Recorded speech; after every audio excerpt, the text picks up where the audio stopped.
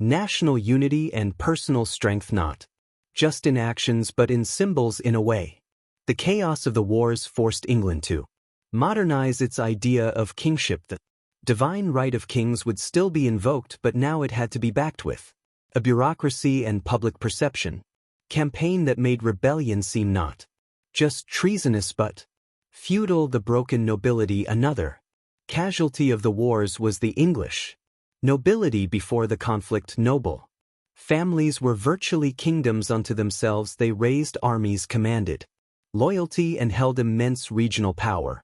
But their constant switching of sides, the betrayals and the battlefield executions took their toll. By the end of the conflict, entire dynasties had been wiped out or reduced to irrelevance. The great houses of the realm had become cautionary tales, not ruling powers. Henry Vyeth exploited this vulnerability. He didn't want powerful nobles, he wanted obedient ones. He rewarded loyalty with limited influence and punished ambition with silent ruin. The surviving aristocracy was domesticated, no longer warrior lords but administrators, diplomats and landlords. This change helped stabilize the nation. It also marked the end of feudal militarism and the beginning of something closer to a centralized state. England wasn't quite a modern nation, but it was no longer a patchwork of feuding barons. Either the crown had risen above the nobility and would never again allow itself to fall below them. A people scarred, a people forged. Wars of the Roses were not just a fight between elites, though most battles were fought by noble armies. The impact on the general population was real and lasting. Villages were burned, farms abandoned, taxes levied and re-levied, armies requisitioned supplies with no compensation. The constant instability disrupted trade and everyday life. People learned to fear the knock of a noble's messenger almost as much as the threat of foreign invasion. But with hardship came resilience. After the war, the English peasantry and merchant classes became more politically aware, more economically savvy, and more connected to the crown than ever before. In towns and ports, wealth began to shift, not just to nobles but to skilled craftsmen, cloth merchants, and city leaders who had survived the war by mastering commerce rather than combat. The key middle class, still small, began to grow in both power and confidence. These were the ancestors of the political voices that would one day demand a parliament that truly mattered. The war may have broken the back of feudalism, but in the cracks a new society was forming. From blood to legend, the wars in literature, few conflicts have left such a lasting mark on English storytelling as the Wars of the Roses. Centuries later, William Shakespeare would turn the chaos of civil war into timeless drama. His history plays from Henry VI to Richard III transformed real events into gripping political thrillers. Villains like Richard III became larger than life symbols of ambition and betrayal, the suffering of common people, the agony of kingship, the cost of power. These themes resonated far beyond the facts. Shakespeare wasn't writing history. He was writing national memory, and through him the Wars of the Roses became part of England's cultural DNA. Even today, echoes of the conflict ripple through pop culture. The hit series Game of Thrones, for instance, drew heavily from the wars. The feuding houses of Stark and Lancaster mirror the Yorks and Lancasters. The battle for the Iron Throne channels the unpredictability and brutality of the 15th century. Conflict in literature. The Wars of the Roses became more than history. They became metaphor, a symbol of how fragile civilization is when ambition overpowers unity. The rise of England as a nation state. One of the most important but often overlooked legacies of the war was the beginning of national consciousness. Before the conflict, most people identified with their lord shire or local church, but as power shifted from noble houses to the crown and as the Tutters centralized government, people began to see themselves less as subjects of a duke and more as subjects of England. This shift was subtle but powerful, with fewer internal borders and more control emanating from London. A common identity began to emerge. The English language was standardized trade. Expanded across regions, roads and law. Courts increasingly connected the countryside to the capital. By the time of Elizabeth I, England was no longer just a realm, it was a nation state in the making, and it was the horrors of civil war that forced this transformation. The chaos had shown everyone from kings to peasants that unity wasn't just a virtue, it was a survival strategy, a warning from the past. Above all, the Wars of the Roses served as a permanent cautionary tale for kings, nobles, and even modern leaders. It showed that weak leadership invites ambition, that unchecked power breeds rebellion, and that legitimacy is as much about perception as bloodline. Every monarch after Henry VIII knew the story. They had seen what happens when a crown becomes a prize instead of a sacred duty. The wars became a psychological boundary, one that most rulers would not dare cross again. Even centuries later, during the English Civil War in the 1600s, the specter of the Wars of the Roses haunted both sides. No one wanted to return to those decades of anarchy, even when challenging a king. Rebels framed their actions as a defense of order, not a hunger for chaos. The memory of the roses was still blooming and still thorny. Perhaps the most lasting legacy of the wars is the irony at its core. The war began as a dynastic dispute over who had the right to wear the crown. It involved battles, betrayals, and the rise and fall of countless noble families, and yet in the end the dynasty that emerged victorious, the Tudor, barely had a claim at all. Henry VII was not a powerful duke or the son of a king. He was an exile, the product of a disputed lineage, a man who had to win his throne with foreign troops and careful calculation. But that perhaps is the point. The Wars of the Roses taught England that royal legitimacy isn't inherited, it's earned through leadership, strategy, unity, and above all, results. Henry VII built peace, his son Henry VIII built strength, his granddaughter Elizabeth built a golden age. None of it would have been possible without the crucible of civil war that came before the Roses. Today, walk the halls of the Tower of London or the ruins of Lello Castle or the grassy fields of Bosworth, and you can still feel it. The war isn't gone, it lingers in stone, in legend, in the whispered names of long-dead kings. Look at the Tudor rose carved above cathedral doors or printed on the insignia of English heraldry. It still combines red and white, Lancaster and York, not as rivals but as reminders. Reminders that out of war can come peace, that from ashes can rise something enduring, that unity once broken can be reforged, and that England, for all its struggles, endured. The sun rose slowly over the English countryside, casting long shadows across the fields that had once run red with the blood of rival kings. The cannons were silent now, the clashing swords and cries of battle just memories buried beneath grass and earth. But for all the outward calm, England was changed irrevocably. The Wars of the Roses may have ended with the crowning of Henry VII, but peace was not simply the absence of war, it was something fragile, something that needed to be carefully guarded and reshaped from the ruins of a nation torn apart. In the earliest days of Tudor rule, the mood across England was one of cautious hope mixed with deep exhaustion. For too long people had lived under the shadow of rebellion and shifting allegiances. Families had lost sons and fathers to causes that dissolved in the chaos of shifting thrones. Loyalty had become a dangerous word, too easily punished when the winds of power changed direction. It was against this backdrop that Henry VIII took the throne, not with thunderous applause but with watchful silence. He was not celebrated like a conquering hero, he was tolerated, scrutinized, even feared. But Henry understood something critical. He did not inherit peace, he would have to build it. His first moves were calculated, almost surgical. He married Elizabeth of York, daughter of Edward IV, uniting the houses of Lancaster and York in a gesture of reconciliation so powerful that it became symbolic of the end of civil war itself. It wasn't just a marriage, it was a message. The red rose and white rose finally bound together in the new Tudor emblem, told a story that Henry wanted all England to believe that the fighting was over, the crown was secure, and the future belonged not to war but to order.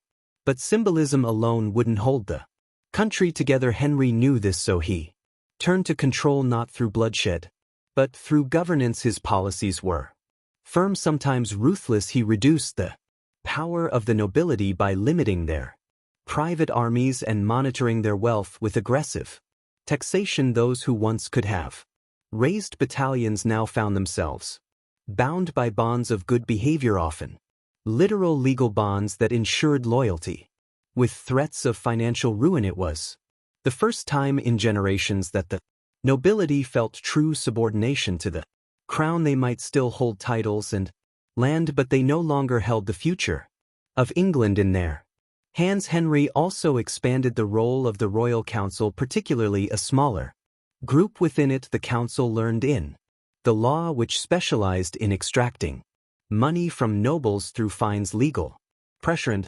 investigations. To many it felt like extortion, but to Henry it was insurance. Every coin collected, every noble humbled, was a stone laid in the foundation of his dynasty. Yet beneath all this structure and statecraft there remained a deep invisible scar in the national psyche. The Wars of the Roses had left behind more than political devastation. They had eroded trust in the crown, trust in the nobles, even trust in the idea of a stable future. It would take more than taxes and royal marriages to mend that wound. Henry knew his rule depended not just on surviving, but on reshaping the very narrative of what it meant to be king. So he became more than a ruler, he became a mythmaker.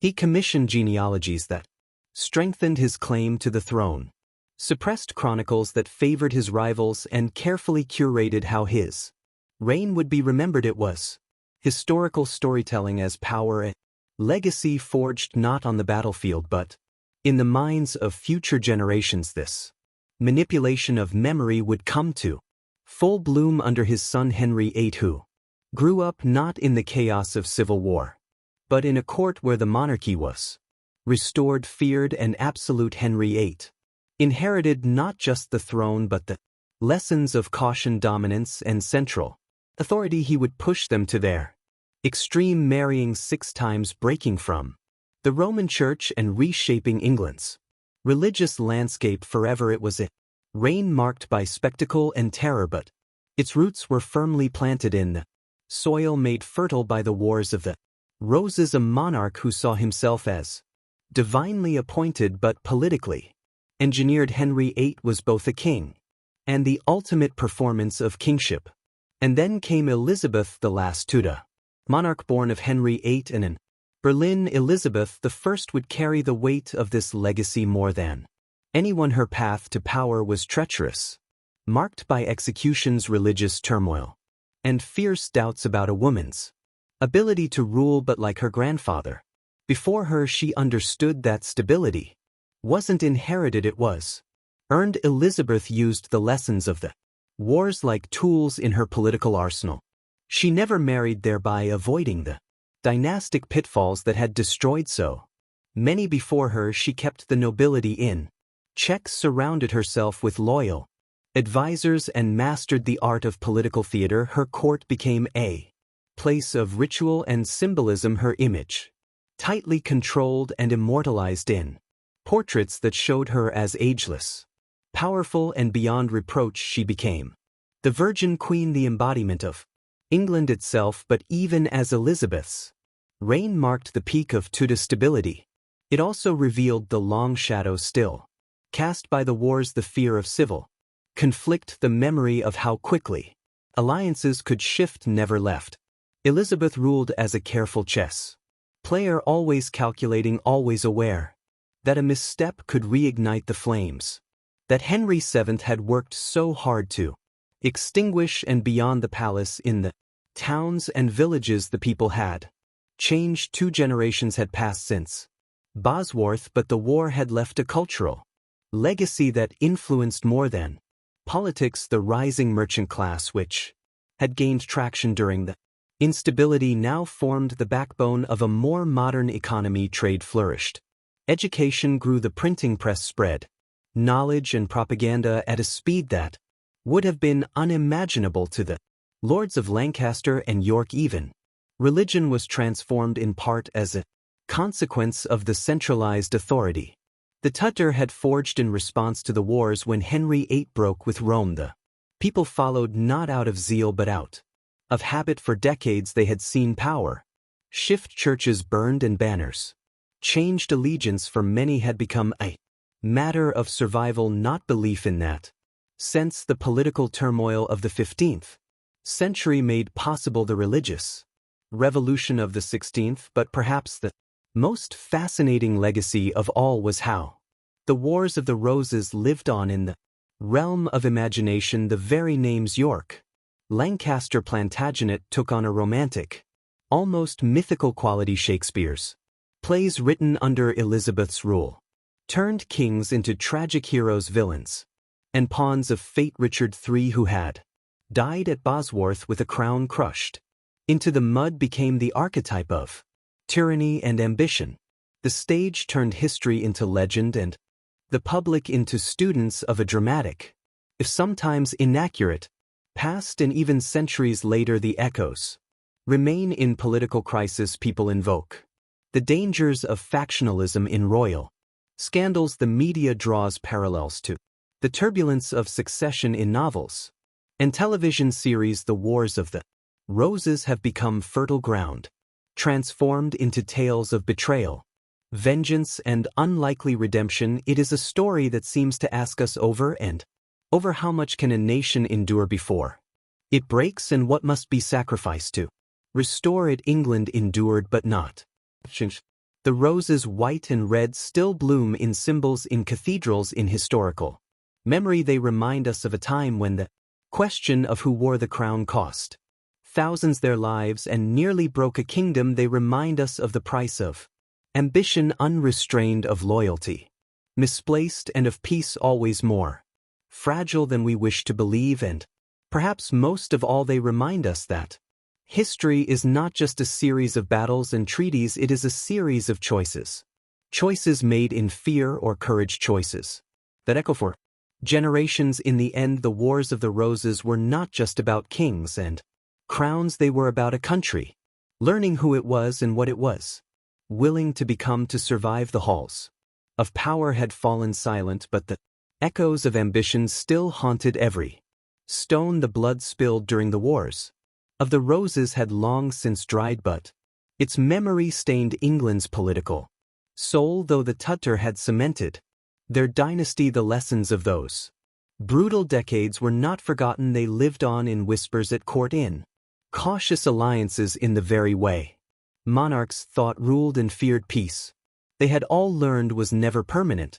It was something you forged, protected, and at times faked. The kingdom had survived betrayal, shifting loyalties, and the spectacle of royal families turning on each other like rabid dogs. But even as the crown sat more firmly atop the Tudor heads, there was a lingering question in the hearts of England's people. Could it all happen again? Could cousins once more become enemies? Could another Richard or Edward or Henry rise to claim what wasn't theirs and plunge the realm back into darkness? That question lingered as the Tudor grew in confidence and power. Henry VII had ruled with weary precision. His son Henry VIII ruled with thunder. He broke from Rome, shattered monasteries, and took wives as if trying to rewrite destiny itself. But it was under Elizabeth the found that the country truly began to breathe again.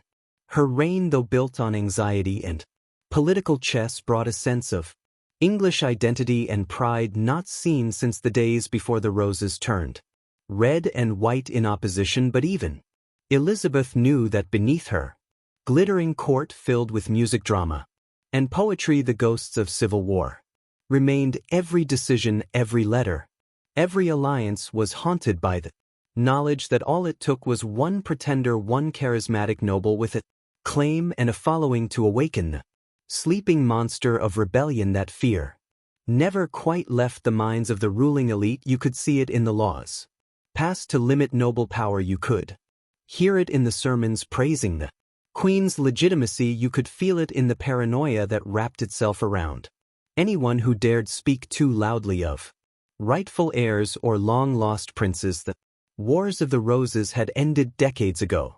Yes, but not in spirit. Even among the people, stories persisted. Mothers whispered to children about the princes. In the Tower, tavern-goers debated whether Richard III was truly a villain or merely a scapegoat. The past was a wound that hadn't fully scabbed over. England didn't just want peace, it feared its opposite, the trauma of those brutal battles, the uncertainty of royal favor, and the utter destruction that came from choosing the wrong side had carved a scar so deep that it influenced generations who hadn't even been born when Bosworthby was soaked in blood. That scar was most visible in how power was centralized. No longer could the great houses maintain private armies, no longer could they rise with impunity. The Tudor had made sure of it. They crafted a monarchy that didn't just sit at the top of a feudal pyramid, it absorbed the pyramid entirely. The monarch wasn't just the head of the country, they were the country. Every rebellion, no matter how small, was treated as an existential threat. Every noble's loyalty was bought, monitored, and questioned. In that way, the Wars of the Roses didn't just change rulers, they changed the very nature of the English state. And yet, despite this transformation, England didn't lose its taste for drama. If anything, it found a new outlet: the stage. William Shakespeare, the son of a glove maker from Stratford upon Avon, took the chaotic history of the 15th century and turned it into tragic poetry. He turned Henry VI into a hapless monarch pulled apart by ambition. He turned Richard III into a charismatic villain so captivating that people began to remember him less for his policies and more for the way he limped across a stage snarling for a horse. These plays did more than entertain, they redefined memory. They turned war into art, treachery into literature, and in doing so they helped England process the trauma that couldn't be spoken in court or chronicled without consequence. The Wars of the Roses had been too chaotic, too painful, too politically sensitive to be dissected openly, but on the stage in fiction there could be made sense of, at least emotionally, if not historically. It was in those performances with candlelight flickering across painted faces that ordinary people began to engage with their own national story. They saw kings as flawed men, not divine beings. They saw the crown not as an absolute right, but as a prize fought over and often lost.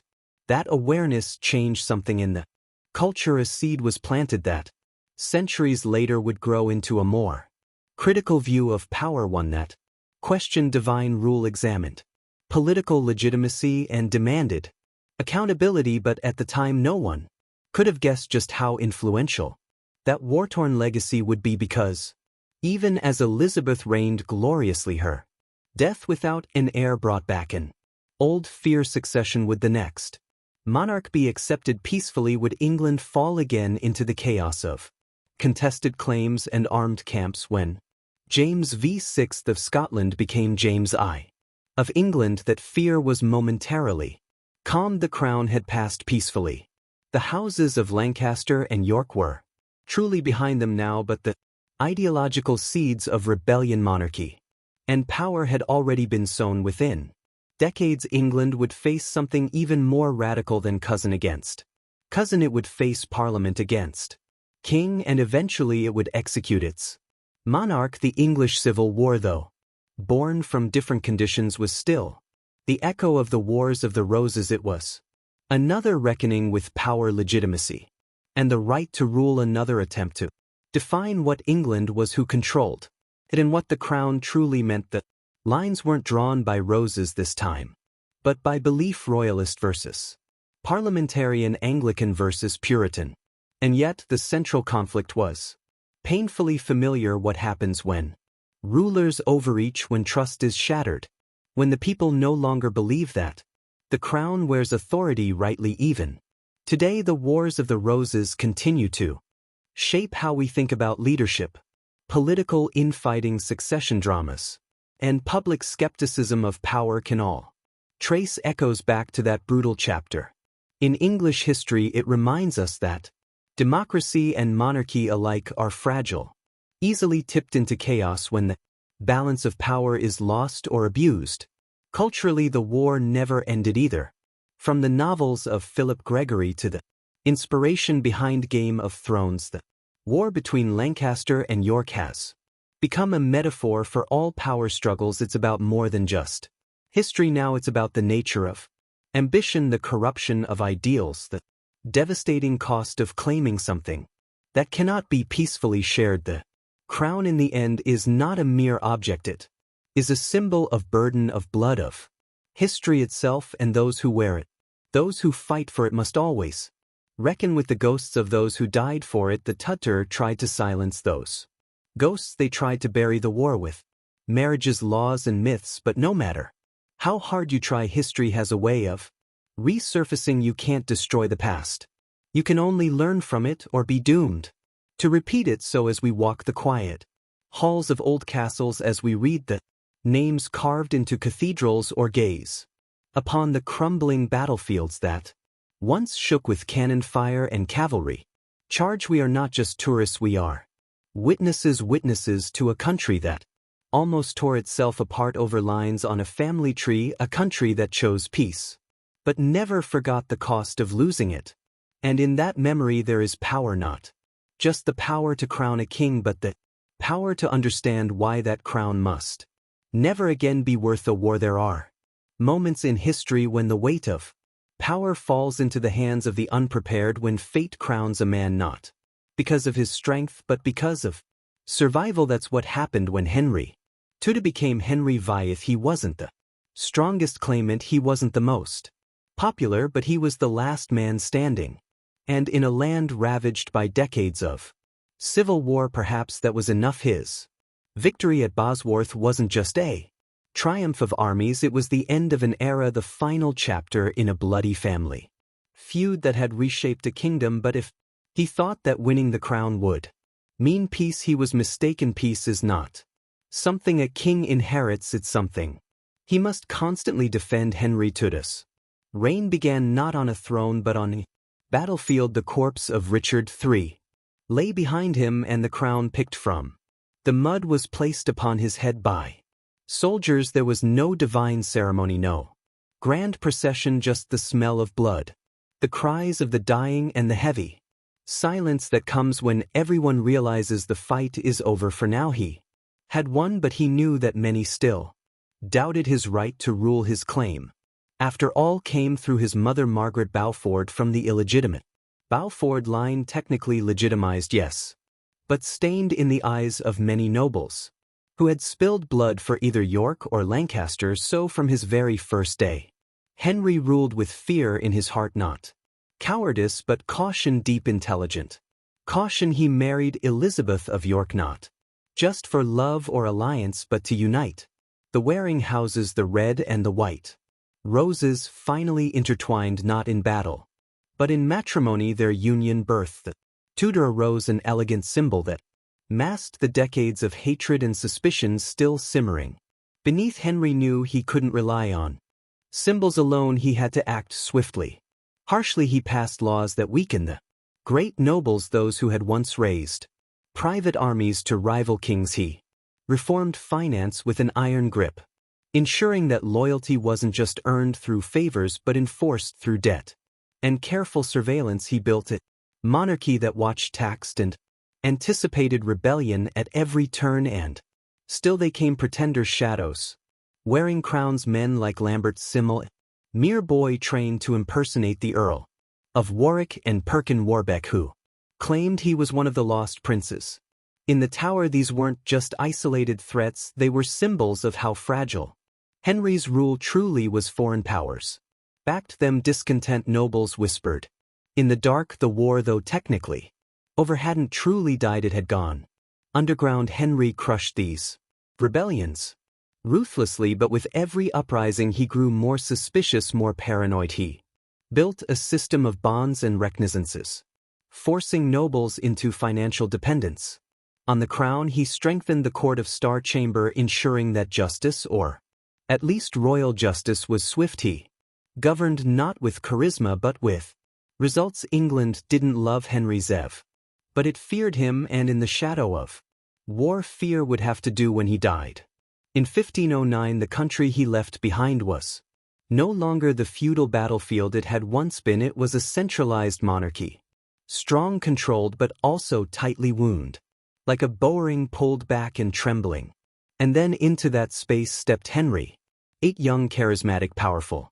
Everything his father was not, where the elder Henry had been reserved, calculating. His son was bold, impulsive, and obsessed with legacy, and for a while it worked. The people adored him, the nobles rejoiced. Finally, a king who looked and acted like a king. But Henry VIII would come to rule not just with charm but with fire. He tore apart the religious foundations of England to secure a male heir. He married 6 times.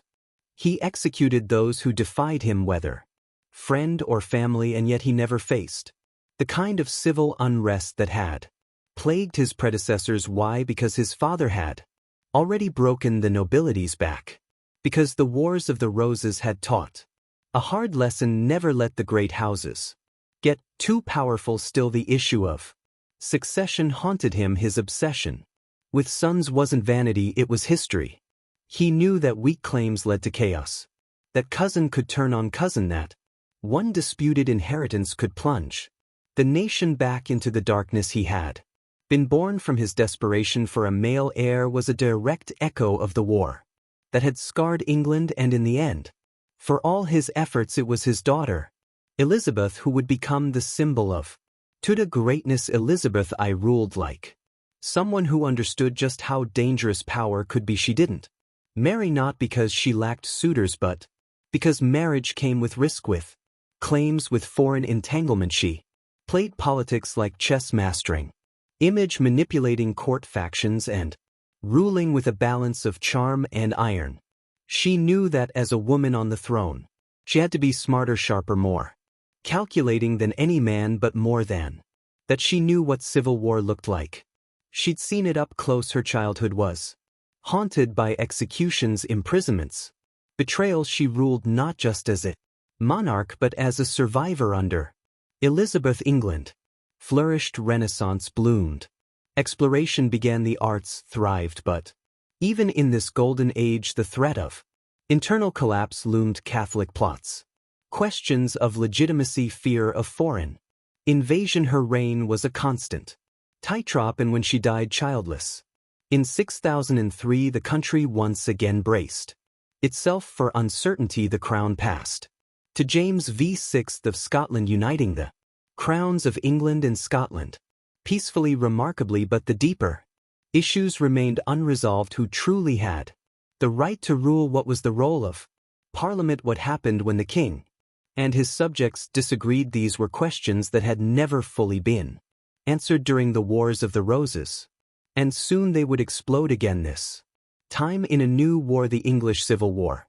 But even centuries later, the echoes of the Wars of the Roses can still be felt in our fascination with power, in our suspicion of authority, in our love of drama, betrayal, and unlikely victories. It is no accident that the most popular modern fantasy epic Game of Thrones drew directly from these conflicts: the idea of noble houses locked in endless battle, of alliances formed and broken, of kings rising and falling, of children paying the price for their parents' ambitions.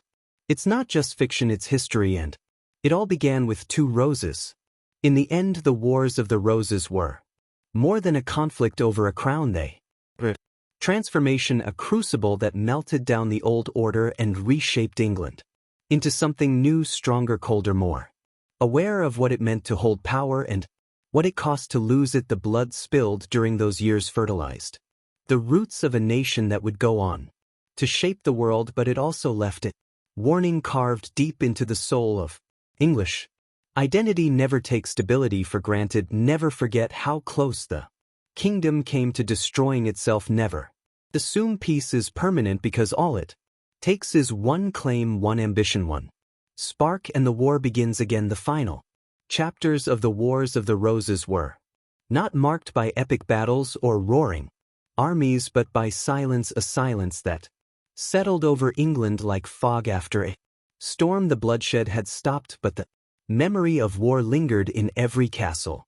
corridor, in every noble whisper, in every law passed by a cautious monarch. The conflict had reshaped the kingdom, its politics, its people, its very sense of identity, and while the Tudor now ruled from a throne forged by both victory and compromise, the real story was not just about kings and crowns, it was about survival, about how a nation rebuilt itself from ashes and learned to fear its own history. In many ways, England under the early Tudor was a land haunted by ghosts. Every village, every manor had its stories of sons who had gone to war and never returned, of loyalties torn apart, of estates lost and gained through shifting allegiances. Entire families had been erased, others had risen overnight. The concept of nobility had been broken and remade, not by birthright alone but by cunning and brutality. Those who survived had done so not through chivalry but through strategy, and now in the calm that followed the storm they found themselves asking, what now? Henry VII had won the war, but he understood better than anyone that the peace was fragile. He did not rule like a hero basking in glory, he ruled like a man watching every shadow.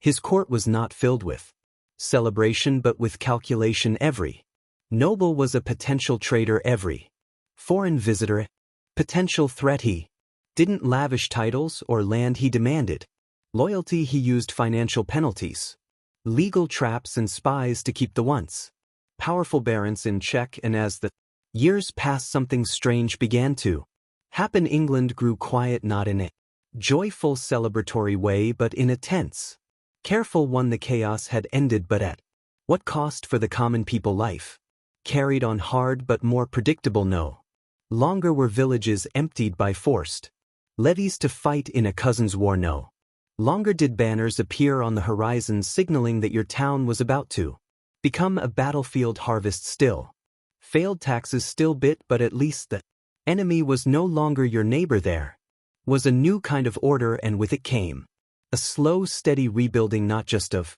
infrastructure but of trust, of institutions, of what it meant to be English. Education began to take root in new ways. The printing press had arrived, and books slowly crept into cities and towns, bringing new ideas. Trade expanded.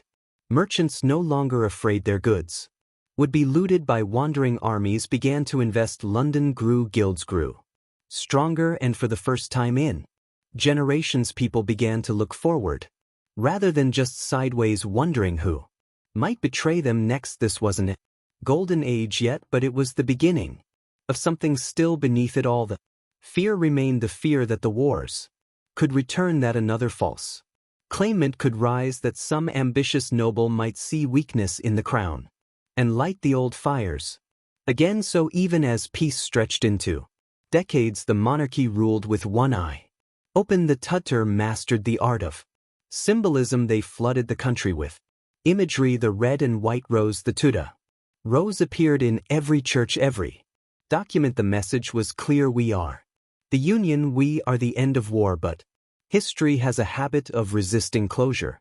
Even after the deaths of Henry VIII and later Henry VIII, the scars of civil war influenced every decision. The break from Rome, for instance, was not just about religion or love, it was about control. Henry VIII could not afford a pope who might support a rival claim to the throne. The dissolution of the monasteries wasn't just about wealth, it was about eliminating power centers outside royal control. Everything that Tudor did was filtered through the lens of survival, of preventing another descent into chaos. And then came the Elizabethan era, a time of exploration, of artistic bloom, of national pride, but also a time of constant paranoia.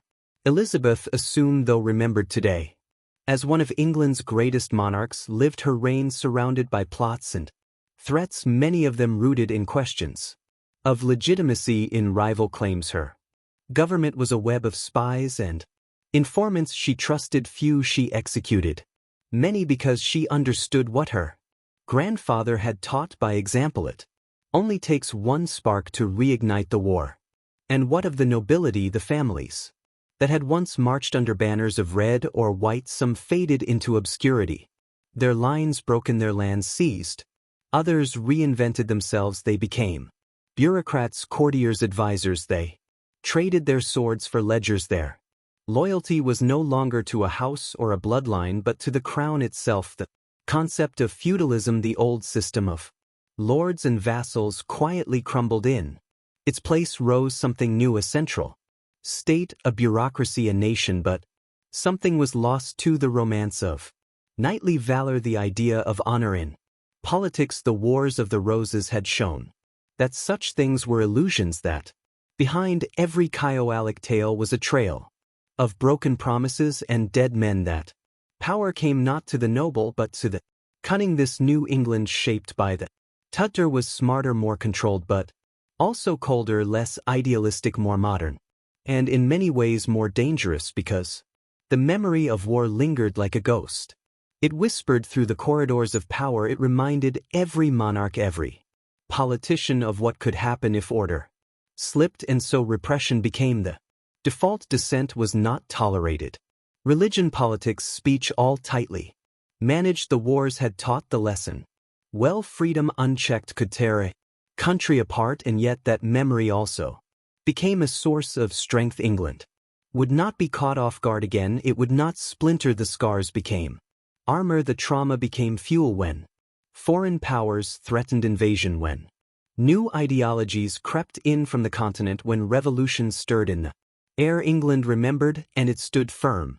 Centuries passed, new dynasties rose, new wars came, but none were quite like the Wars of the Roses, because those wars had been personal, family against family, brother against brother. They had been about identity, legacy, survival, and though England would fight again against Spain, against France, even against itself in later civil wars, those later conflicts were different. They were about ideas, religion, class. The Wars of the Roses had been about blood, and that is why they continue to fascinate, because they feel so raw, so human. They weren't just political, they were emotional. Decisions made during those decades weren't cold calculations, they were desperate acts, revenge, jealousy, fear, love. And so centuries later they still speak to us. We see ourselves in them, in the flawed kings, in the ambitious queens, in the soldiers who marched without understanding why, in the people who just wanted to live. The story didn't end with Bosworth, it didn't end with the Tudor. It lives on in literature, in film, in every fictional tale of noble houses and hidden heirs, of betrayals and unexpected victories. The Wars of the Roses may be history, but their essence is timeless, because at their core they ask a question that every generation must face. What are we willing to do for power, and what happens when we win? That is the legacy, that is the warning, that is the truth behind the roses. Centuries have passed since the last swords clashed in the Wars of the Roses, but the echoes of that turbulent era still ripple through modern England, beneath the surface of the nation's culture, politics, literature, and even geography lie the fingerprints of a war fought not just for a crown but for the soul of a kingdom. It's not just a chapter in history books, it is a foundational trauma that reshaped England's identity and continues to whisper through its institutions and imagination. Walk through the old streets of London or York and you'll find symbols, roses carved into stone house, sigils on ancient buildings, Tudor emblems woven into university seals, royal crests displayed in grand cathedrals. They are not mere decorations.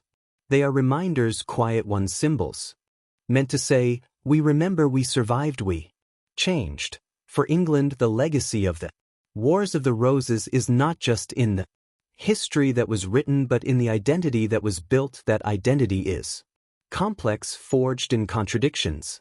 A nation that values stability but once tore itself apart in a dynastic blood feud. A monarchy that prides itself on lineage and tradition but whose very survival came through the shattering of that same lineage. A people shaped by loyalty and honor, yet descendants of an era where betrayal was as common as breath. This duality remains in the British psyche a tension between reverence for the past and weariness of power unchecked. Even the monarchy today carries echoes of those wars. The modern House of Windsor may seem far removed from the chaos of the 15th century, but its roots were stabilized by the outcome of the Tudor consolidation.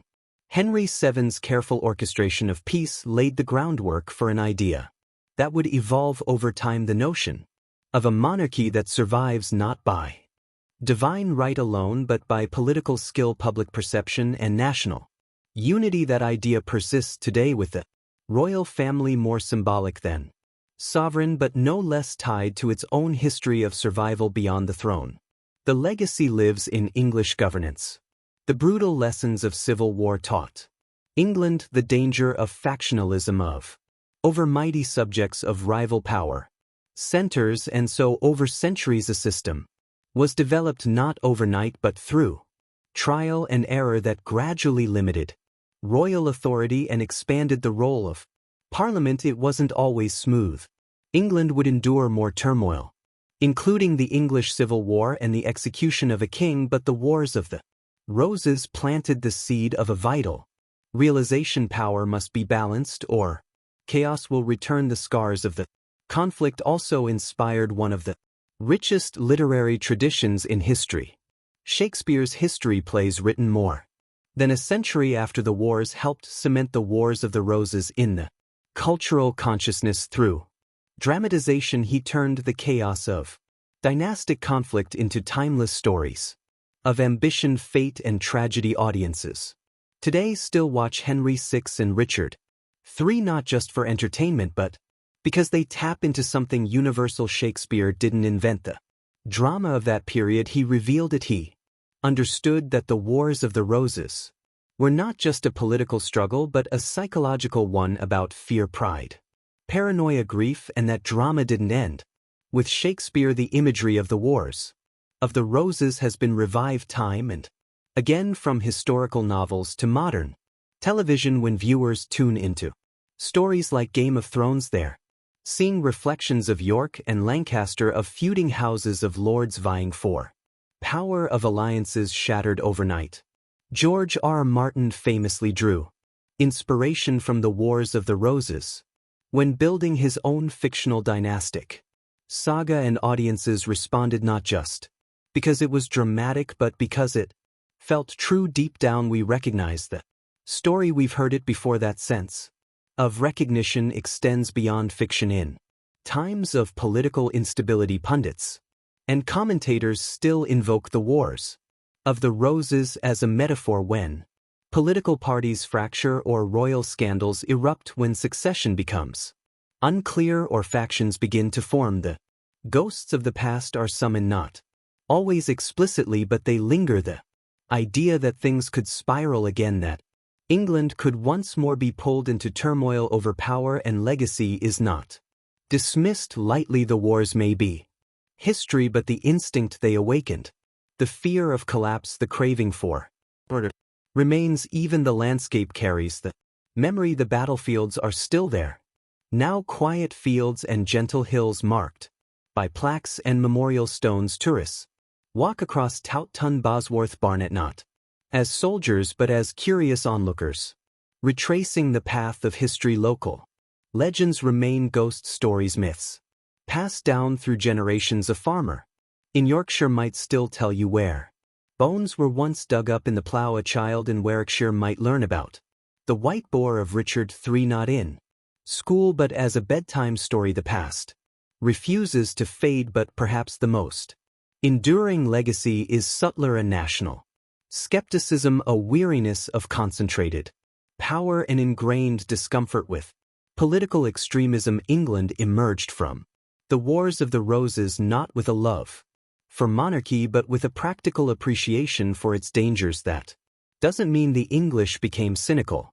or rebellious, but they became cautious, and that caution became part of their political DNA. It shows up in parliamentary procedure, in the slow and deliberate nature of reforms. It shows up in the national character, a preference for compromise, for stability, for avoiding radical shifts. England became a nation of hedgers and negotiators not out of cultural preference alone but out of hard-earned experience when you've seen what unbridled ambition and noble rivalry can do to a kingdom. You learn to tread carefully, and so in a strange twist the violence of the past created a culture of peace, or at least a culture that values peace. It made England not just wary of internal conflict but determined to prevent it. That determination shaped foreign policy. It shaped the development of law. It shaped how the English thought about themselves, not as subjects of a ruler but as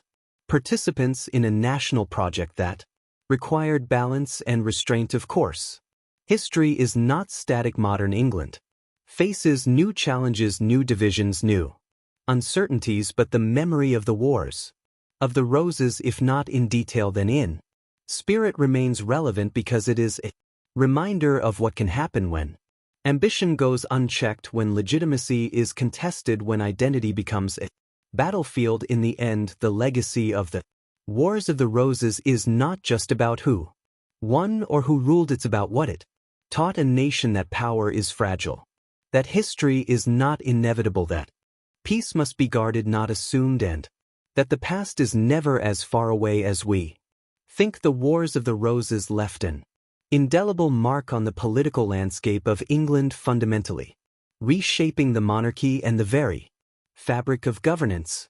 This brutal dynastic conflict was not simply a series of battles for power. It was a transformational period that redefined royal authority and set the stage for the modern British monarchy. The conflict demonstrated the fragility of hereditary claims and the dangers of unchecked aristocratic ambition, ultimately forcing a rethinking of how power was exercised and maintained. One of the most significant consequences was the end of the Plantagenet dynasty, which had ruled England for over 3 centuries. The long reign of the Plantagenets, marked by internal strife and external wars, came to a violent close as the Lancastrian and Yorkist branches destroyed each other in a cycle of revenge and rivalry. The decisive victory of Henry Tudor at the Battle of Bosworth Field in 1485 not only ended the fighting but also brought a new dynasty, the Tudor, to the throne. This change was more than a simple transfer of power. It was the birth of a new era in English monarchy. Henry VII's reign marked the beginning of a centralized monarchy that sought to curb the power of the nobility, who had been the driving force behind the Wars of the Roses. The great lords had amassed vast private armies and wielded tremendous influence, often challenging royal authority and dragging the kingdom into chaos. Henry understood that to prevent a recurrence of civil war he needed to reduce their military and political power. He pursued policies that weakened the nobility's grip, including limiting their ability to raise private armies and carefully managing marriages and inheritances to avoid the concentration of land and power. This approach extended beyond just military restrictions. Henry Tudor and later his daughter Elizabeth I used the tools of statecraft such as the courts, taxation, and patronage to enforce royal authority and build a more professional government. The Tudor monarchs developed a bureaucracy that was loyal to the crown, not to local lords, ensuring that governance was more uniform and less susceptible to local rebellions. This shift was crucial in transforming England from a feudal society where local power was paramount into a centralized state with a strong monarchy. The Tudor dynasty also worked hard to legitimize their rule through symbolism and propaganda. Henry VII married Elizabeth of York, uniting the feuding houses of Lancaster and York, symbolically ending the Civil War and establishing the Tudor rose as the new emblem of the monarchy. This union was not just political but deeply psychological, designed to heal wounds and promote national unity. It was a masterstroke of political theater that helped solidify the Tudor claim and bring peace to a fractured realm beyond politics. The aftermath of the Wars of the Roses had profound effects on society and culture. The war had devastated large parts of the country disrupted trade and caused widespread suffering the nobilities. Power struggles had often come at the expense of common people who bore the brunt of taxation and conscription. The Tudor monarchs, aware of this, worked to restore economic stability and encourage growth. They promoted trade and exploration, which laid the groundwork for England's later expansion into a global empire. The social upheaval also led to subtle but important changes in the English class system. The decline of the old aristocracy's dominance opened opportunities for the gentry and merchant classes to rise in prominence. This shift in power dynamics contributed to the gradual emergence of a more modern society where wealth and influence were not solely inherited but could be earned through commerce and service to the crown. This evolving social structure set the stage for England's transformation during the Renaissance and beyond. The legal system also evolved significantly in the post-war period. The chaos of the Wars of the Roses had exposed the weaknesses of medieval law, especially the challenges in enforcing royal justice over powerful nobles. The Tudors strengthened the court system, expanded the role of common law, and introduced new legal institutions to bring about greater consistency and fairness. These reforms helped establish the rule of law as a cornerstone of English governance, a principle that continues to be central to the British legal tradition. Another lasting legacy was the changing role of Parliament during the Wars of the Roses. Parliament had been called irregularly and often served as a tool for whichever faction held power, but the instability demonstrated the need for a more reliable and representative body to advise the monarch and legitimize laws and taxes. Over time, the Tudor monarchs increased the frequency of parliamentary sessions and recognized its importance in governance. This evolution laid the foundation for the development of constitutional monarchy and the eventual rise of parliamentary democracy. Religion also played a subtle yet important role in shaping the post-war monarchy. The Wars of the Roses occurred on the eve of the Reformation, and the Tudor dynasty would later harness religious reform to strengthen royal authority. Henry VIII's break with the Roman Catholic Church and establishment of the Church of England was a decisive move that not only altered the religious landscape but also increased the power of the monarchy by placing the king at the head of the national church. This bold redefinition of religious authority had deep roots in the political consolidation that began in the wake of the Wars of the Roses. Culturally, the wars inspired a rich legacy of art, literature, and folklore. The stories of brave knights, tragic betrayals, and dramatic battles became embedded in England's cultural memory. This era's tales were retold in plays, poems, and chronicles that shaped the nation's self-understanding. The impact on literature was profound, with works like Shakespeare's history plays elevating the events into timeless narratives about power, fate, and human nature. Even today, the Wars of the Roses continue to fascinate historians, writers, and the public alike. Museums, reenactments, and documentaries keep the memory alive, reminding us of a time when England's future hung in the balance. The lessons learned from this brutal chapter in history about leadership, legitimacy, and the costs of division remain relevant, offering insights into the challenges of governance and the fragility of peace. In summary, the Wars of the Roses were more than a bloody dynastic struggle. They were a crucible that transformed England's monarchy and political system.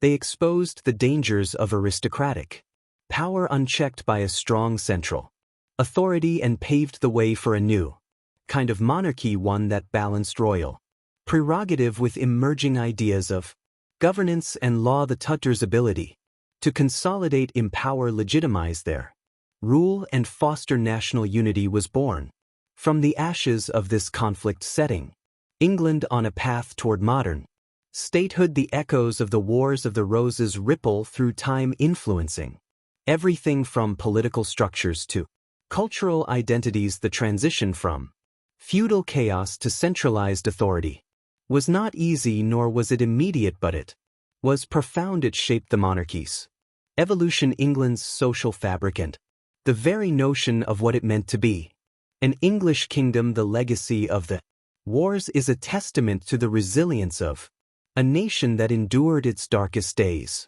and emerged transformed, forever carrying the lessons of its past into the future.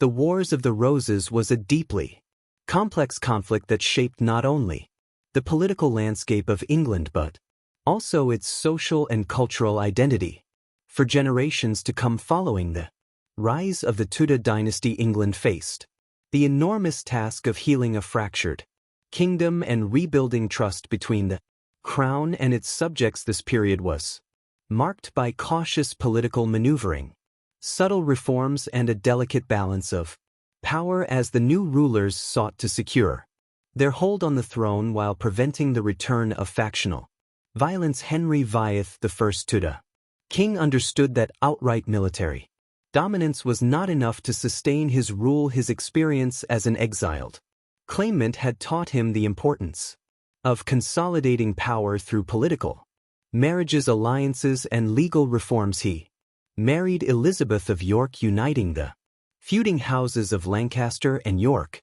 creating a symbolic end to the civil wars that had ravaged England. This marriage was more than just a union of two people. It was a deliberate political act aimed at healing wounds and presenting a united front to the realm. Yet beneath the surface tensions remained. The scars of war were still fresh in the memories of many nobles and common folk alike. Henry VII's reign was marked by vigilance against plots and rebellions from Yorkist loyalists, many of whom still sought to challenge the Tudor claim. To counter these threats, Henry established a network of spies and informants, using intelligence to preempt and suppress dissent. His reign was also characterized by the careful use of patronage, rewarding loyal supporters with titles and lands, thereby binding them to the crown's interests. One of Henry's most significant achievements was the reform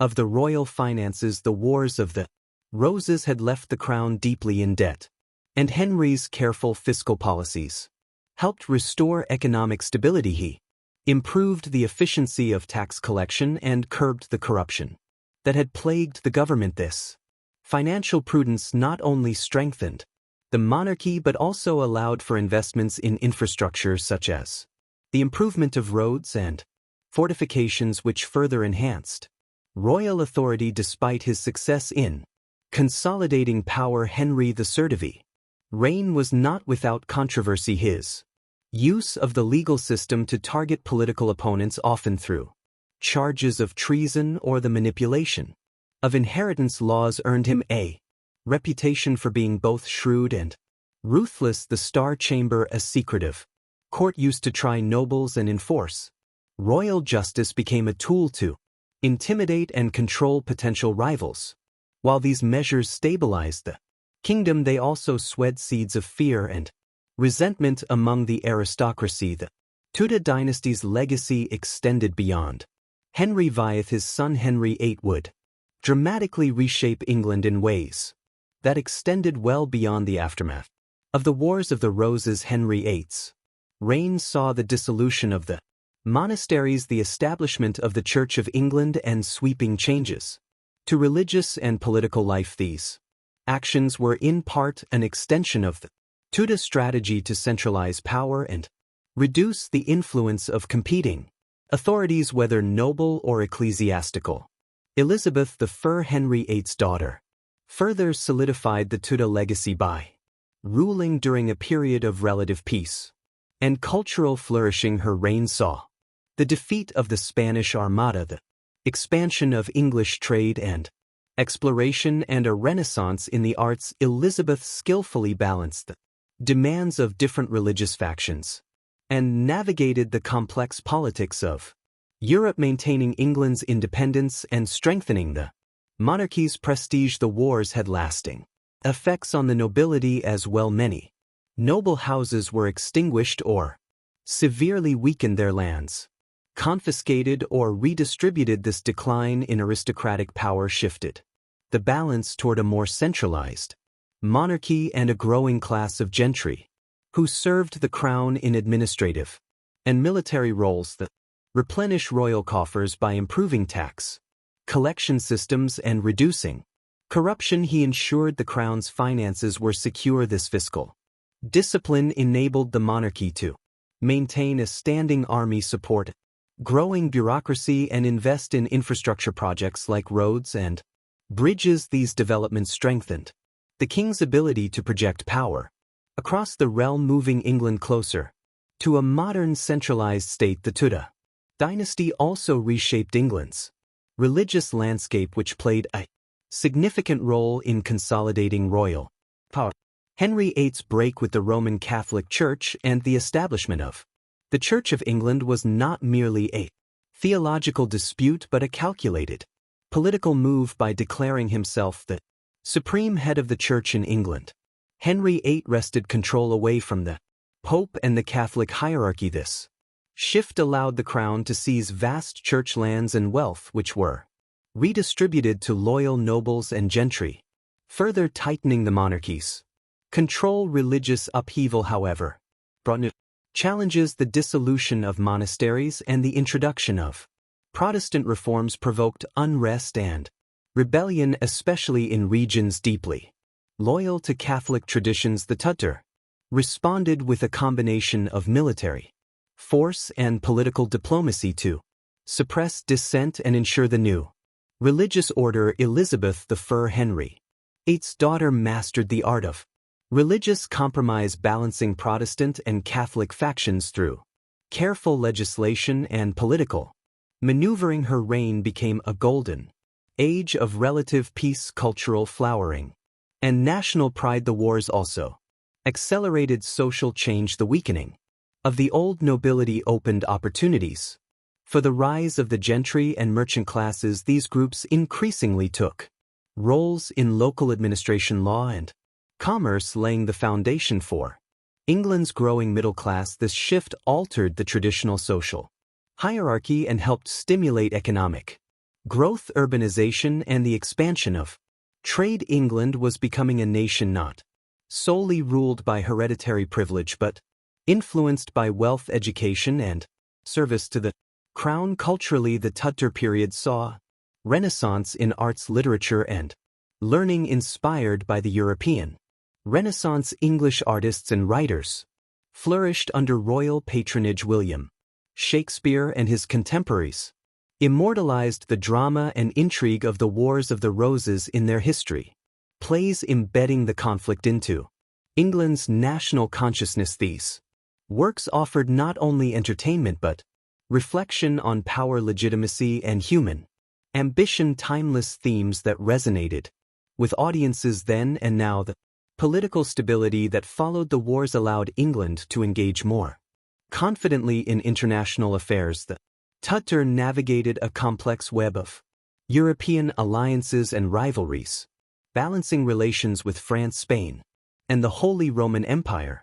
England's naval power expanded, laying the groundwork for future exploration and colonization. The defeat of the Spanish Armada in 1588 under Elizabeth II was a crowning achievement that symbolized England's emergence as a major European power. Despite these successes, the legacy of the Wars of the Roses remained palpable. The fragility of dynastic succession was a constant concern. The Tudor claim rested on a tenuous line, and any hint of weakness could reignite conflict. This anxiety influenced marriage alliances, court politics, and succession planning for generations. The eventual transition to the Stuart dynasty in the early 17th century would again test England's political stability, leading to new struggles between monarchy and parliament. The wars also shaped England's collective memory and identity. The image of the feuding roses, the white of York and the red of Lancaster, became a powerful symbol of division and reconciliation. The Tudor rose, combining both colors, embodied the hope of unity and peace after long years of turmoil this symbolism endured in English heraldry literature and political rhetoric, reminding the nation of both the costs of internal strife and the value of national cohesion. In many ways, the Wars of the Roses were a crucible that forged modern England. They exposed the vulnerabilities of feudal fragmentation and highlighted the necessity of strong centralized governance. The Tudors' responses: legal reform, control over the nobility, religious restructuring, and cultural patronage set the stage for England's rise as a unified, powerful nation. These changes paved the way for the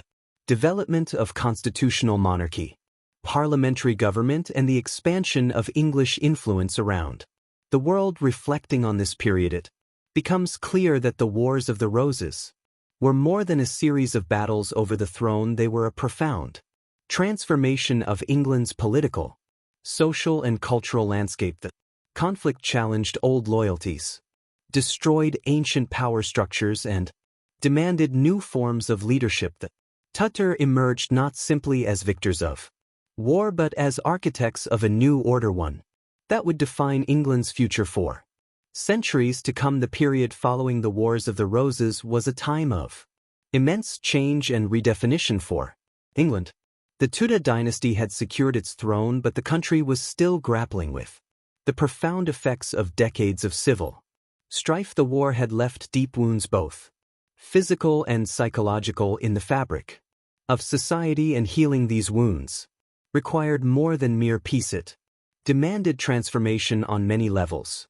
The Tudor monarchs, especially Henry VIII and his successors, recognized this and set about forging a new England, one that balanced tradition with innovation, power with stability, and ambition with prudence. One of the most noticeable shifts was the change in how the monarchy interacted with the nobility.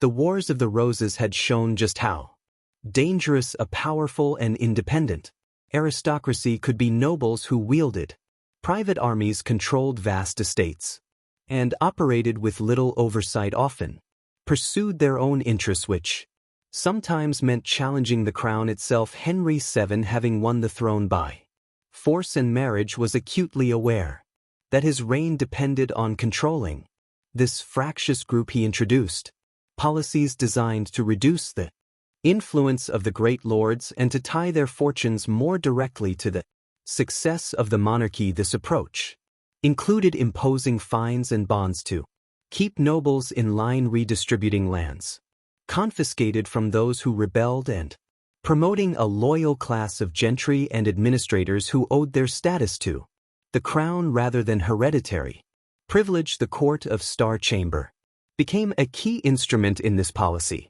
It was not just a legal body but a symbol of the new order where the king's justice was swift and inescapable. This court was known for its secrecy and efficiency, handling cases of corruption, rebellion, and disputes involving powerful families. By using this tool, the Tudors demonstrated that no one, not even the highest-ranking noble, was above the law. While this sometimes bred resentment among the aristocracy, it was effective in preventing the kind of private wars that had so recently ravaged the kingdom. The financial policies of the Tudor kings also reflected their desire to stabilize and strengthen the monarchy. The Wars of the Roses had drained the royal treasury, and rebuilding the economy was critical.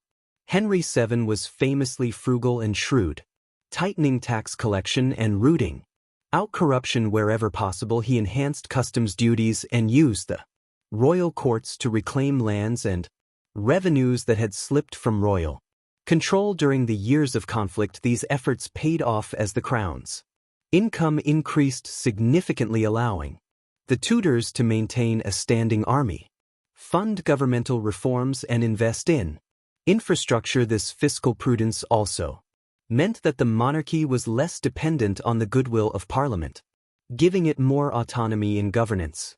Religious transformation under the Tudor was another defining feature of post-war England. Henry VIII's break with the Catholic Church was not only a spiritual revolution but a political one. By establishing the Church of England with the monarch as its head, Henry VIII stripped the papacy of its influence in English affairs.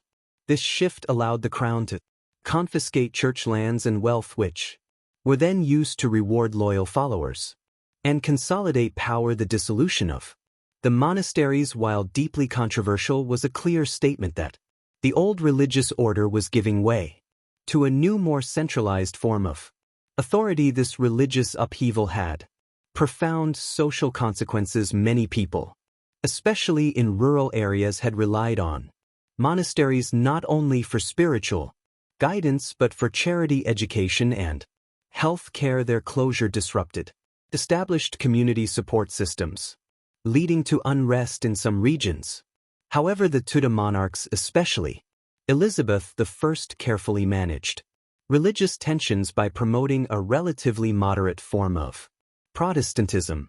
Elizabeth's religious settlement sought to unify the nation under a common church while tolerating some diversity of belief. This balance helped prevent religious conflict from escalating into another civil war, stabilizing England during a critical period of nation building. The social landscape was also shifting beneath the surface. The devastation of the wars and the redistribution of land had weakened the traditional aristocracy but created space for the rise of new social groups. The gentry, made up of wealthy land owners and professionals, grew in prominence, serving as local officials, judges, and members of parliament. This emerging class was often more loyal to the Tudor crown than to old noble families, aligning their fortunes with the success of the monarchy. Meanwhile, urban centers expanded, driven by trade and commerce. Cities like London grew rapidly, attracting merchants, artisans, and a burgeoning middle class. This social mobility and economic diversification helped to modernize England, setting it on a path toward a more complex and dynamic society. Culturally, the Tudor period was a renaissance. The trauma of civil war gave way to an explosion of artistic and literary expression. The monarchy became patrons of the arts, sponsoring painters, architects, and playwrights who produced works that celebrated both England's history and its hopeful future. William Shakespeare and his contemporaries drew inspiration from the Wars of the Roses, dramatizing the power struggles and human dramas of the period in plays that continue to resonate centuries later. These cultural works helped forge a national identity, creating a shared story that celebrated unity and the lessons of history. Internationally, the Tudor expanded England's horizons. Freed from internal conflict, the country began to engage more aggressively in European diplomacy and exploration. The Tudor navy was strengthened, paving the way for overseas expeditions and the eventual establishment of colonies. The defeat of the Spanish Armada in 1588 was a defining moment, symbolizing England's emergence as a formidable naval power and signaling a shift in the balance of power in Europe. These developments laid the groundwork for England's rise as a global empire in the centuries to come. Despite these achievements, the legacy of the Wars of the Roses remained a shadow over Tudor England. The dynastic insecurity that had caused so much bloodshed lingered, influencing royal marriages, succession planning, and court politics. Henry's multiple marriages and the turbulent succession that followed underscored the fragile nature of the Tudor claim. The eventual transition to the Stuart dynasty would reopen old wounds, leading to new conflicts between monarchy and parliament that echoed the struggles of the past. The symbolism of the Wars of the Roses endured in English heraldry and culture. The Tudor rose, combining the white rose of York and the red rose of Lancaster, became a powerful emblem of reconciliation and national unity. This symbol reminded the English people of the horrors of division and the value of peace, serving as a constant reminder of their shared history and the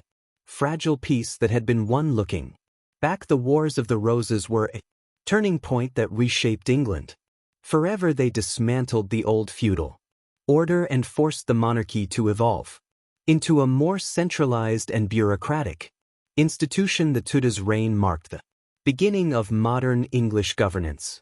Religion, society, and culture. The lessons learned from Civil War influenced the development of law, the balance of power, and the very concept of kingship. The story of this era is not just about battles and power struggles. It's about transformation, resilience, and the slow forging of a nation. It's a tale of how a fractured kingdom found unity through change, how ambition met pragmatism, and how the scars of war laid the foundation for peace and progress. The Tutors' legacy is a testament to the enduring strength of England's institutions and the complex, often turbulent path of history itself. The final years of the Wars of the Roses were marked by a combination of fierce battles, shifting allegiances, and moments of unexpected mercy and political cunning. After decades of bloodshed, the land was weary and the nobility was fragmented, their resources drained, their loyalties fragile. The two houses, Lancaster and York, had been locked in a bitter struggle not only for the throne but for the very identity and future of England. This struggle reached its crescendo in the late 1480s when Henry Tudor, a relatively obscure claimant with Lancastrian blood, emerged as the figure destined to end the conflict and reshape the nation. Henry Tudor's claim to the throne was tenuous. He was descended through his mother from the Lancastrian line but had spent much of his youth in exile, living in relative obscurity in Brittany and France. His position was precarious, reliant on the support of French nobility and English exiles who still hoped to see the Lancastrians restored. Yet, despite these challenges, Henry was a patient and strategic leader.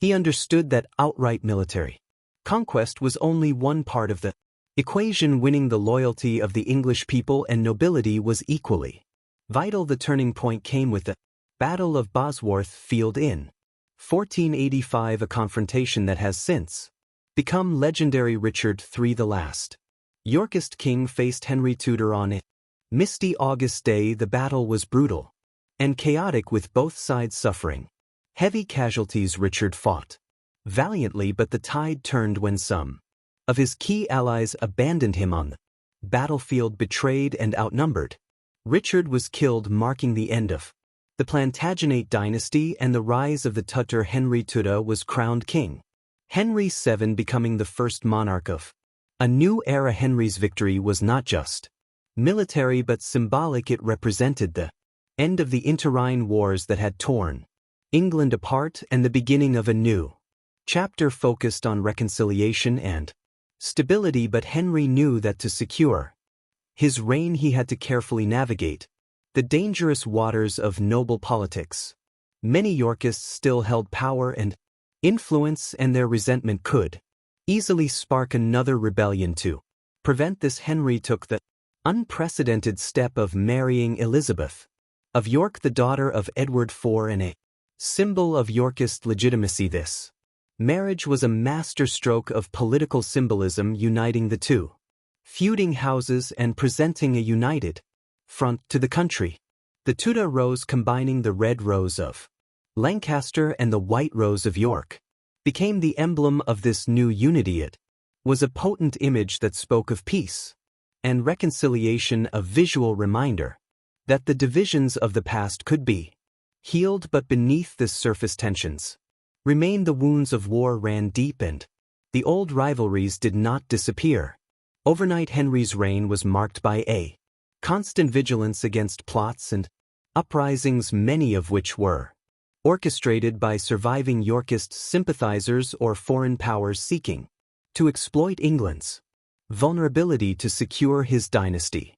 Henry established a network of spies and informants that reached into every corner of the kingdom. He was ruthless in suppressing dissent, using the law to punish those who challenged his authority. The Court of Star Chamber, already established in earlier years, became a key tool for enforcing royal justice. It was feared for its secretive proceedings and harsh punishments, ensuring that noble could act with impunity. Henry's efforts to consolidate power extended beyond the nobility to the administration of the realm. He reformed the royal finances, strengthened the role of the Privy Council and improved the efficiency of government. These measures laid the groundwork for the centralized state that would define Tudor England. The social and economic landscape was also transforming during this time. The wars had devastated many regions, depopulated villages, and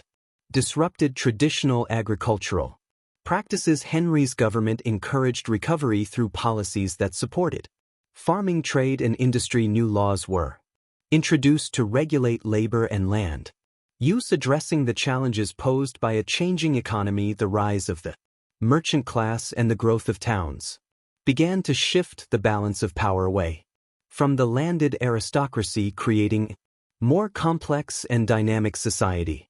Despite Henry's cautious approach, his reign was not without further challenges.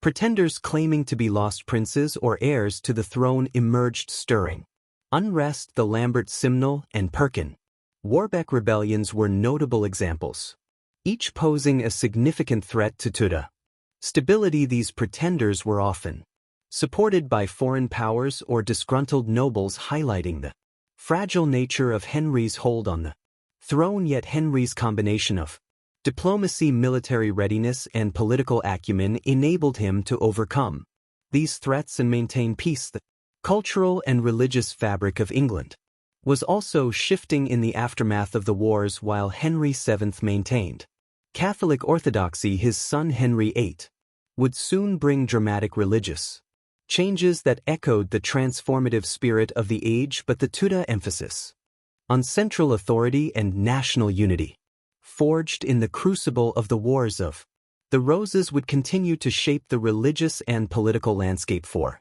generations. The legacy of the Wars of the Roses was complex. On one hand, it was a brutal and destructive chapter in English history, marked by betrayal, bloodshed, and uncertainty. On the other, it was a catalyst for profound change. The wars dismantled the medieval feudal order, weakened the power of the great nobles, and paved the way for a more centralized and modern monarchy. The rise of the Tudor symbolized not just a new dynasty, but a new way of governing, one that emphasized law, order, and the unity of the nation above factional interests.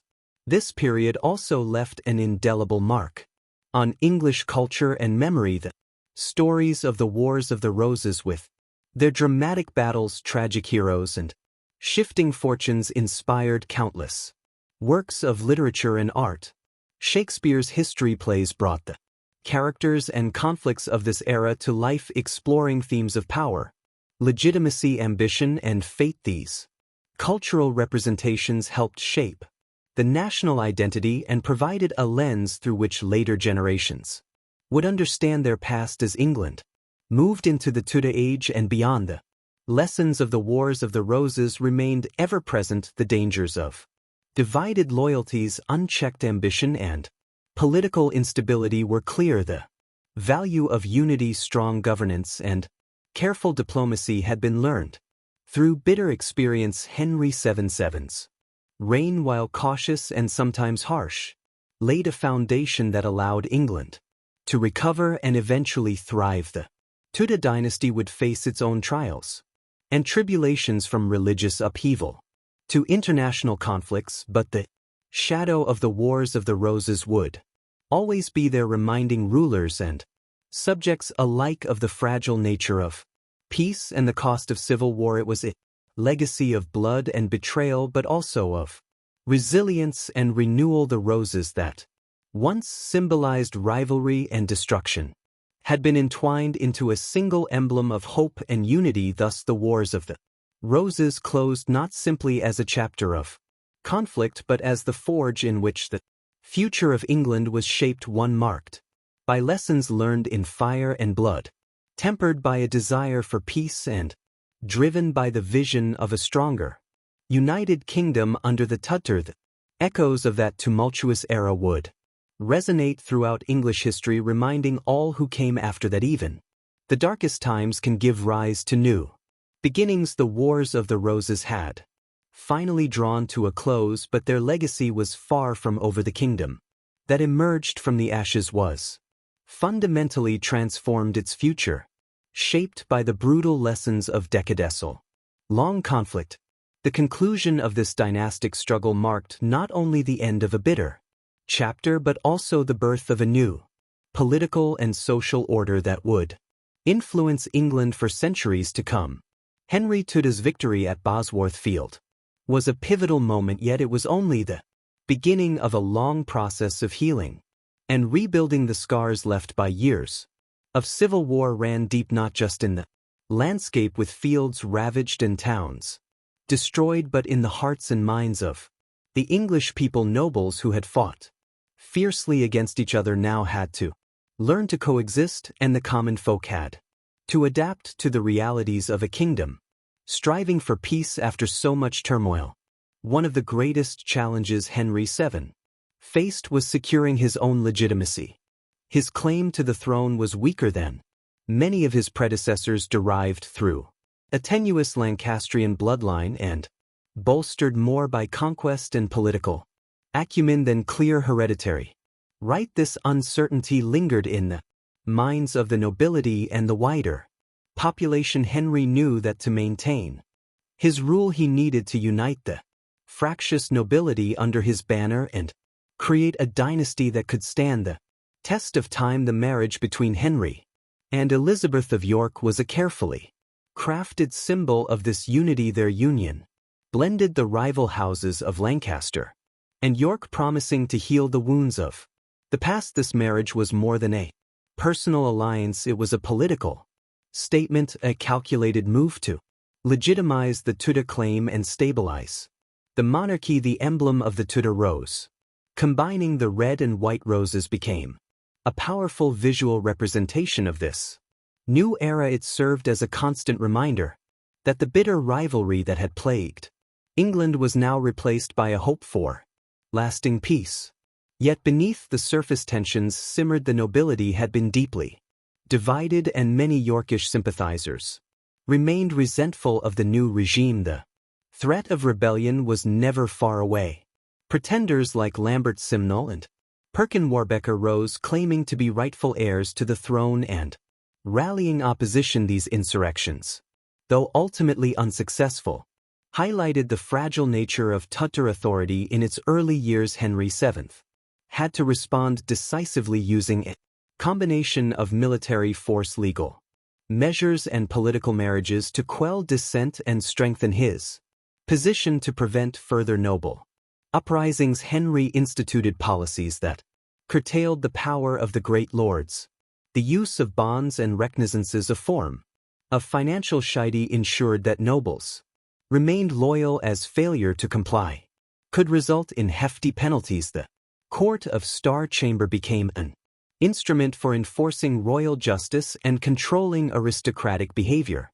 These measures gradually eroded the traditional feudal power structures that had enabled the nobility to wage private wars, shifting authority firmly into the hands of the crown. Henry also focused on restoring the royal finances, which had been depleted by years of conflict. Careful management of the treasury and the development of new revenue sources helped stabilize the kingdom's economy. These financial reforms enabled the crown to maintain a standing army and a more professional administration, further consolidating power and reducing the likelihood of future rebellions. The Wars of the Roses also had profound social consequences. The constant fighting had devastated large areas of the country, displaced many families, and disrupted agricultural production. Villages were abandoned, and the population suffered from famine and disease, exacerbated by the instability. In the aftermath, England saw significant changes in land ownership and social structure. The rise of the gentry, wealthy landowners who were not nobles but held significant local influence, altered the traditional hierarchy. These men often supported the Tudor regime, providing a new base of power for the crown. At the same time, the war had accelerated the decline of the medieval chivalry ideal. The brutal realities of the battles, with shifting alliances and betrayals, undermined the romantic notions of knightly honor and loyalty. Warfare became more pragmatic and politically motivated, laying the groundwork for the early modern period's different style of conflict and governance. Culturally, the Wars of the Roses left an enduring imprint. Stories of the conflict, the tragic fates of figures like Richard III and the heroic rise of Henry Tudor became woven into the fabric of English identity. Shakespeare's history plays immortalized many of these characters and events, exploring timeless themes of power, ambition, and legitimacy, and these dramatizations ensured that the memory of the wars lived on, shaping how future generations understood their history. The political landscape also shifted dramatically. The centralization of power under the Tudors set the stage for the emergence of a strong, unified English state. The monarchy's increased control over the nobility and governance laid the foundations for the administrative reforms that would continue under Henry VIII and beyond. This centralization helped England become more stable and capable of projecting power internally and abroad religiously, while Henry VII maintained Catholic orthodoxy. The period set the stage for the seismic changes of the Reformation. The Wars of the Roses had weakened many traditional power centers, including the Church's influence over secular matters. This created an environment in which future monarchs could challenge religious authority, eventually leading to England's break with Rome and the establishment of the Church of England. The legacy of the Wars of the Roses is complex and multifaceted. It was a conflict born of dynastic ambition and factional rivalry, but its effects went far beyond mere battles for the crown. It transformed English society, politics, and culture, breaking down old feudal structures and paving the way for modern governance. It taught harsh lessons about the dangers of divided loyalties and unchecked power, lessons that reverberated throughout English history. The Tudor dynasty, forged in the fires of this civil war, would go on to rule England during a period of significant change and expansion. The stability Henry Tudor worked so hard to achieve allowed England to recover economically, culturally, and politically. His successors built upon this foundation, navigating religious upheaval, exploration, and the early stirrings of empire. In the end, the Wars of the Roses remind us that history is often shaped by struggle and sacrifice. The rose, once a symbol of deadly rivalry, became a sign of unity and hope. The story of this era is not just one of kings and battles, but of a nation learning to heal and move forward. The echoes of this turbulent time continue to resonate, a testament to the enduring power of history to shape humanity, politics, and the future. The kingdom that emerged from these wars was forever changed, and the lessons learned would guide the course of English history for centuries. What began as a bitter and bloody contest for the throne ended with the creation of a new order, one that balanced power, sought unity, and laid the groundwork for the rise of a global power. The Wars of the Roses were a crucible in which the England we know today was forged, a reminder that even in the darkest times, renewal and transformation are possible.